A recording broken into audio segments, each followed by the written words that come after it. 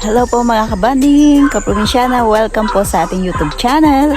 Mapagpalang araw po sa ating lahat. For today's video po, ang ibabahagi ko po sa inyo ay ang paglalagay po ng net. Kasi po nakakapasok po yung mga manok. Bawal po kasi makakain ng ipot ang ating mga alagang baboy. Sanhi po yon para magkasakit ang ating mga alaga. Kaya naman po, proteksyonan po natin ang ating mga alagang baboy sa pamamagitan po ng paglalagay po ng net. Ayan, nandito po tayo ngayon para magkabit po ng ating net. Lalagyan po ng net ang ating kapaligiran. Kasi po ay pinupuntahan po ng manok. Ang dami po lagi ditong ipot. Tsaka po bawal po ang ipot sa ating mga alagang baboy. Isa pa po, baka po makain ng baboy ang mga manok na pumapasok sa ating banlat.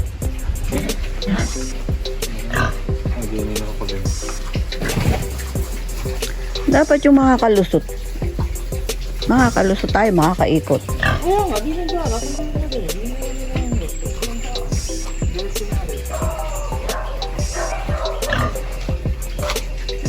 Hindi ka mahirapan dyan lumusot.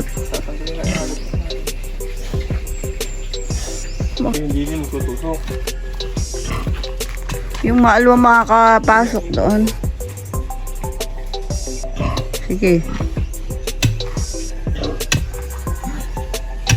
Para makakaikot ang walis at ang daspan ay hindi sasabit.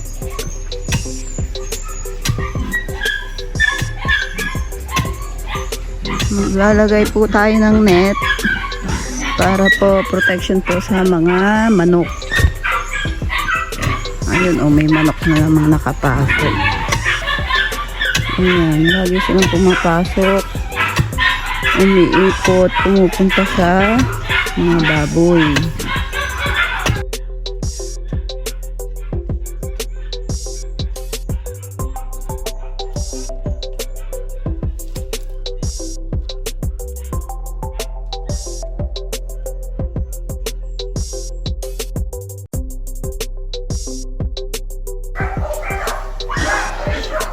Ayan po, nilagyan po ng palapa, kayakas o dahon ng niyog para po hindi po mainitan ang ating mga alagang baboy dahil sobrang init po ng panahon dito sa amin sa Dolores, Quezon.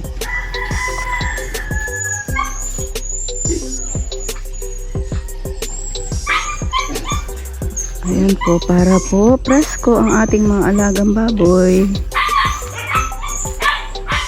Pati po dun sa kabila meron din pong nakalagay na mga dahon ng niyog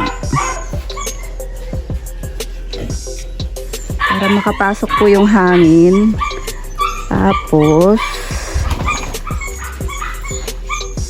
maaliwalas yung bubong. Sobrang init po ng panahon po dito sa amin, kaya po mga tuyo na po ang mga damo. Ito po dating taniman, wala pong tanim ngayon kasi po sobrang init ng panahon.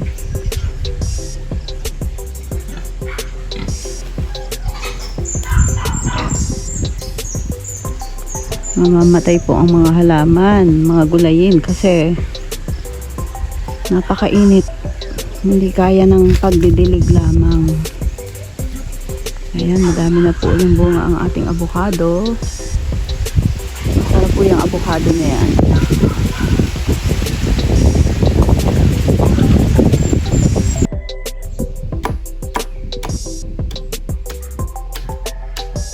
May sabitan ng net.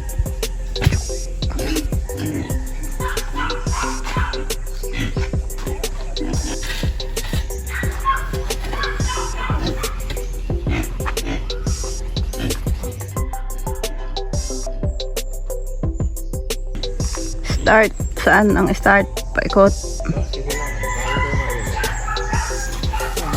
Ang paglalagay po namin ng net na ito ay advice po sa amin ng aming veterinaryo. Kasi po ay nagsuka at nagtae po yung aming mga alagang baboy.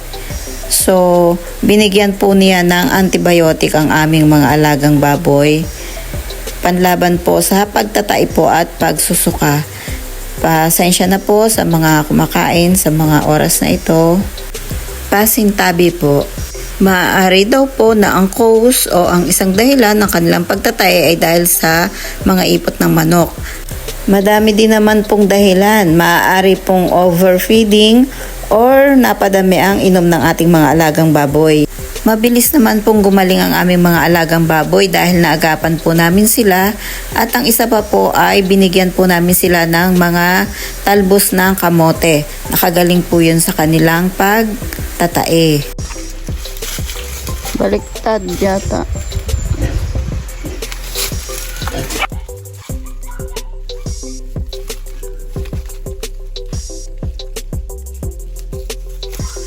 Pilipit yata. Pa, sana.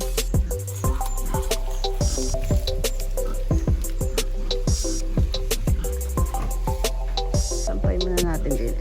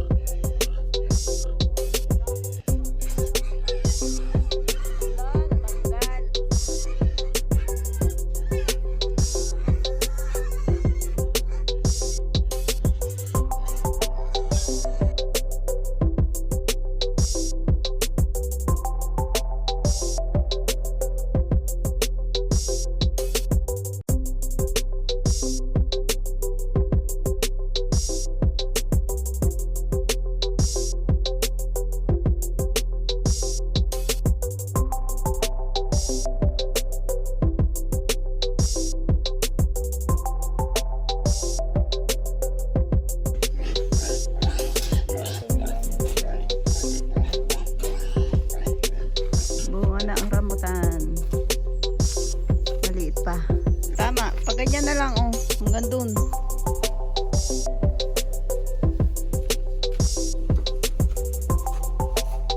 Siksik na lang.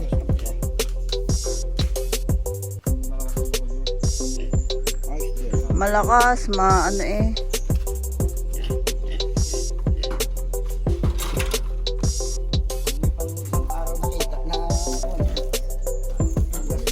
Ayos na. Ayos na, basta may gastusin sa araw-araw.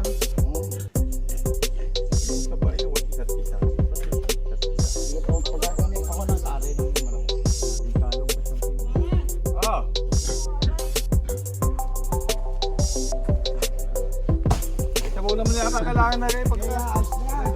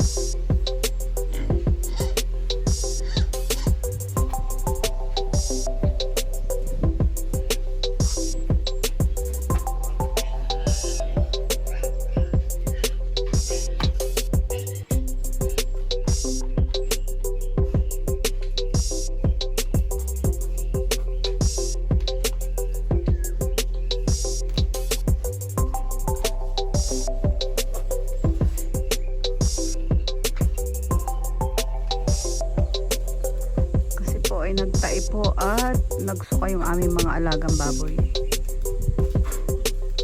Ang sabi po noong bet, baka daw po kasi gawa nung ipot ng mga manok na nakakapasok dito po sa loob ng aming pig pen. So kaya ayan po, ginawan po namin ang paraan na huwag makapunta ang mga manok. Nilagyan po namin ng net.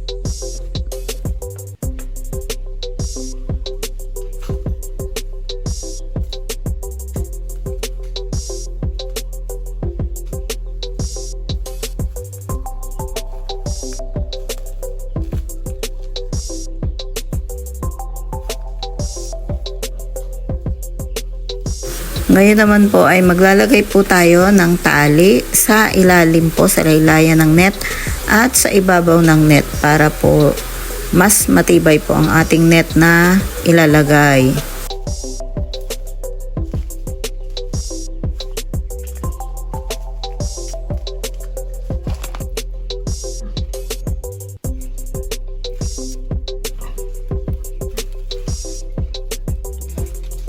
Hihilahin.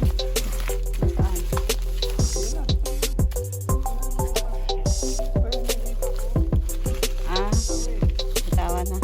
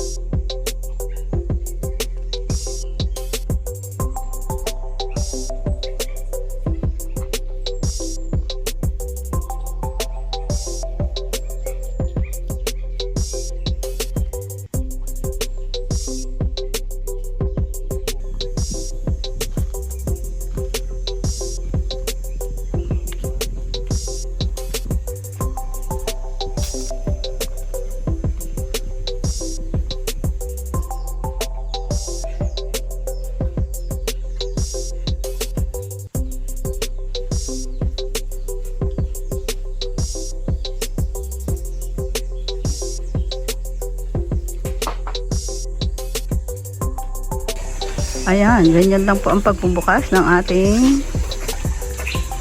yun ang daan.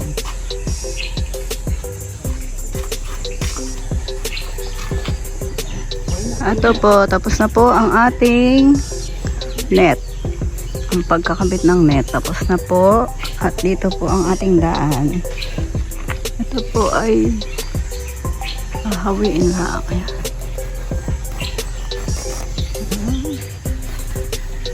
Tsaka itong baba. Ayan.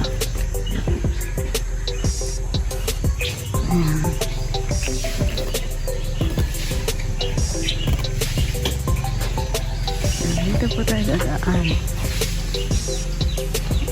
Tatanggal yun eh.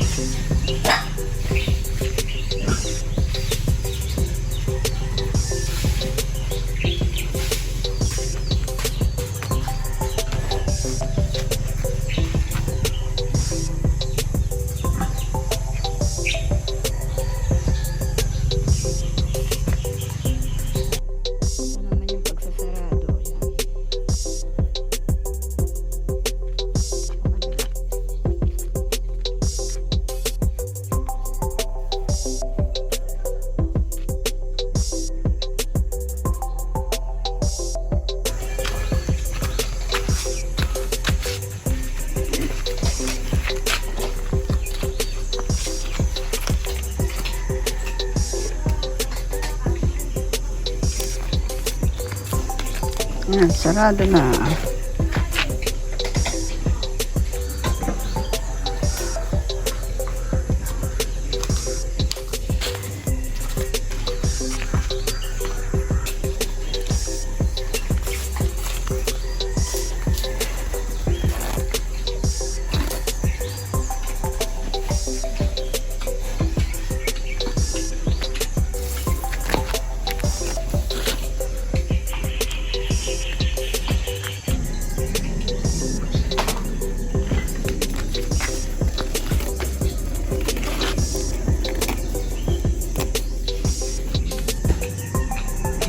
Ayan, pwede na po tayong dumaan dito.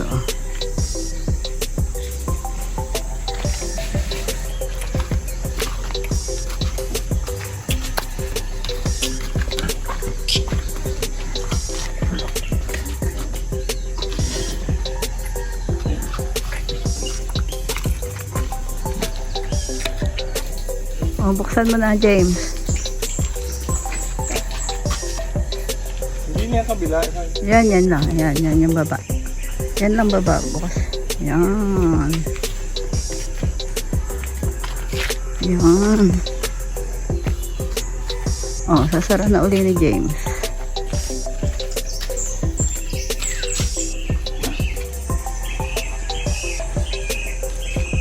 Yan, sarado na. Sarado na.